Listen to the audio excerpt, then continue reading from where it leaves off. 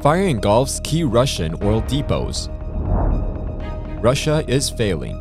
Ukraine is succeeding. Mystery liver disease outbreak in US and Europe.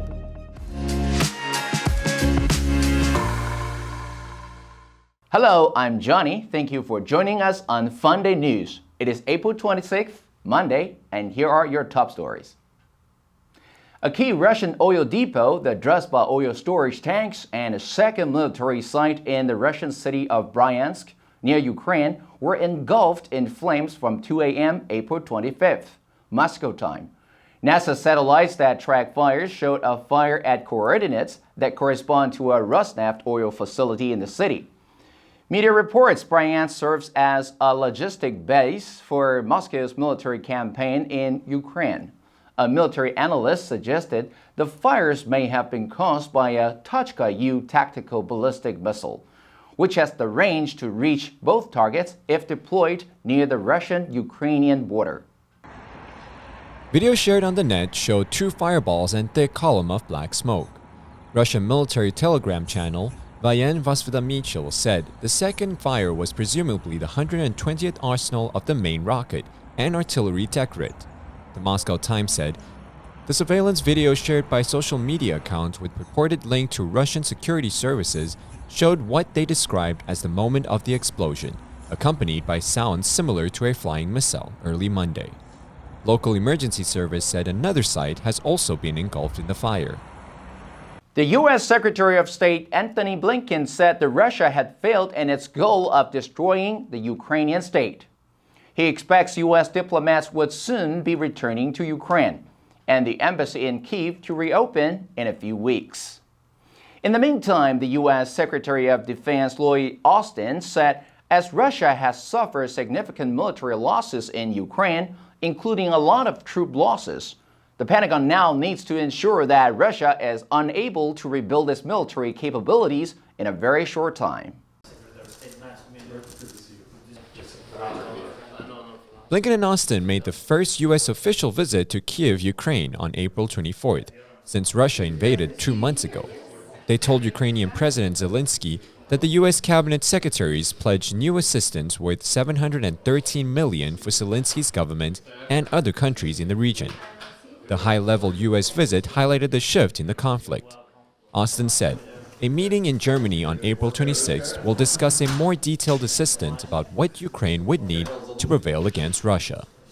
The World Health Organization said on April 23rd, it has so far received reports of at least 169 cases of acute hepatitis of unknown origin from a dozen countries. Among these, at least one death has been reported in connection with a mysterious liver disease outbreak affecting children in Europe and the United States. The age of the affected children are between 1 month to 16 years old, and 17 of those who fell ill required liver transplants. On April 5th, the cases were 10 in central Scotland. WHO said hepatitis viruses A, B, C, E, and D have been excluded after laboratory testing. Although adenovirus have been detected in at least 74 of the cases and at least 20 of the children tested positive for coronavirus, no other epidemiological risk factors have been identified to date. Overall, the etiology of the current hepatitis cases is still considered unknown, as there is an ongoing increased trend. It is very likely that more cases will be detected before the etiology has been found. According to most recent data from the Institute of International Finance, following Russian invasion of Ukraine, a combination of political and business risks and rising interest rates elsewhere contributed a $17.5 billion worth of portfolio outflows from China last month, including $11.2 billion worth in bonds, while the rest were equities.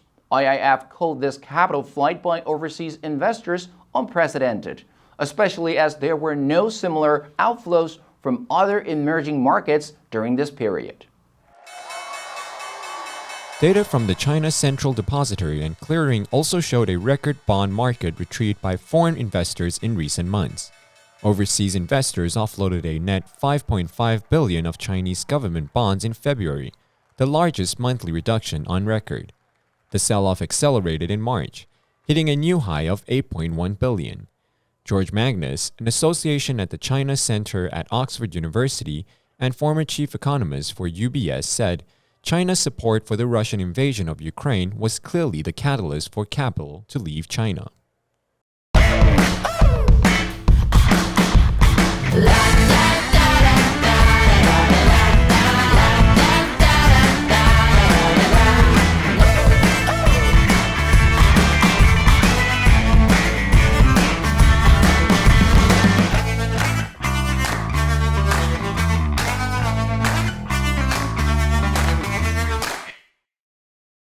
Putin has fueled more speculation about his battling Parkinson's or another serious illness after he appeared unsteady and distracted at Easter service on the night of April 23rd. Putin turned 70 in October and seemed unsteady on his feet, at one point seemingly clutching a candle holder for support during the service.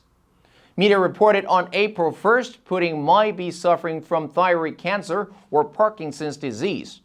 His movement in the Easter service have raised fresh concerns over his health. On April 23rd, Putin attended the Night Orthodox Easter service at the Cathedral of Christ the Savior in Moscow. Media reports, according to the brief footage of the service, Putin was seen chewing his lip and fidgeting as he spoke only once in the chorus with the congregation saying, "Truly he is risen." This clue strengthens the belief that he is suffering from Parkinson's disease. April 1st, Russian Proc media released an investigation report noting that Putin may be suffering from thyroid cancer because he is constantly accompanied by a doctor who specializes in thyroid cancer.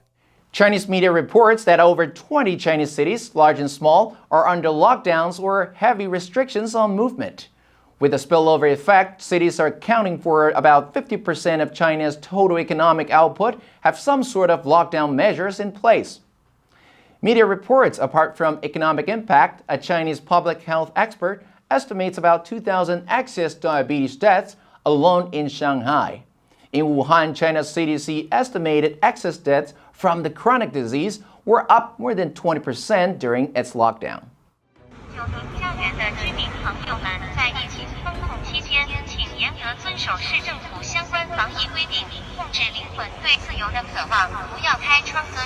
According to media reports, China's lockdown is caused by its draconian COVID-0 policy. However, the New York Times found even cities named unfamiliar to most foreigners, Liuan, Yongcheng, Shiping, Chengdong, a town with 15,000 residents in northwest China, imposed a virtual shutdown, although it has not recorded any cases of COVID, just because officials said one person there was identified as a close contact of a confirmed case. As of today, Beijing is also locked down until June 4th.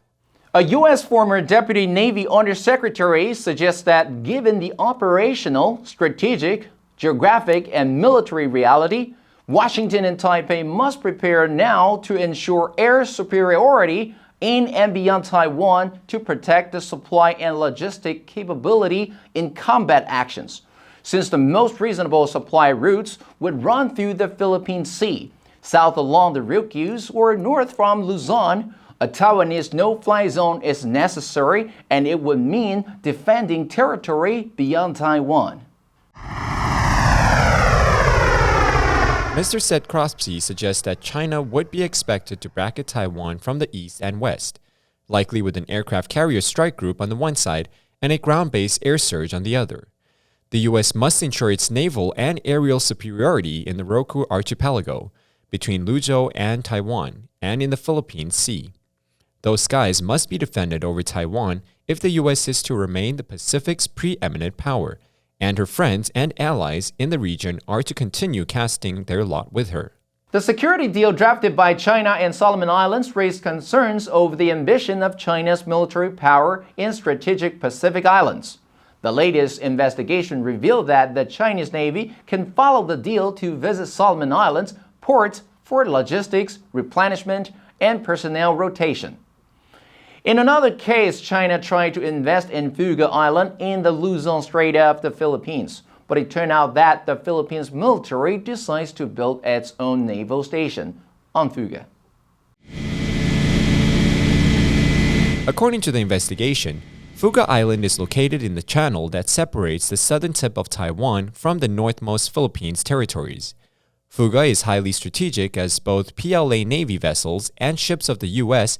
and its allies pass through when transiting between the South China Sea and the Pacific. China proposed a smart city project through a private company to the Philippines government. But after Philippines lawmakers demanded an investigation, the Philippines military decided to build its own naval station. And that's all the time we have for today. Thank you for joining us on FUNDAY News. Let's make every day a fun day. I'm Johnny Wu, your host. I'll see you next time.